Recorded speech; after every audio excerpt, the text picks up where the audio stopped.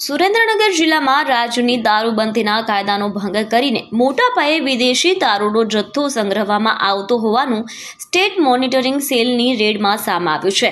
એસએમસીની ટીમે બાતમીના આધારે લીંબડી તાલુકાના જાખણ ગામ નજીક આવેલા એક ફાર્મ ઉપર ઓચિંતી રેડ કરી હતી। આ રેડ દરમિયાન પોલીસ દ્વારા દારૂની બોટલો અને અન્ય મુદ્દામાલ સહિત કુલ ₹63.57 લાખની કિંમતનો વિદેશી દારૂનો વિશાળ જથ્થો જપ્ત કરવામાં આવ્યો। પોલીસે સ્થળ પરથી 2 આરોપીઓને ઝડપી લીધા છે, જેમની પૂછપરછ શરૂ કરવામાં આવી છે, જ્યારે આ ગેરકાયદેસર પ્રવૃત્તિમાં સંડોવાયેલા અન્ય કેટલાક શખ્સો ફરાર થઈ ગયા હતા।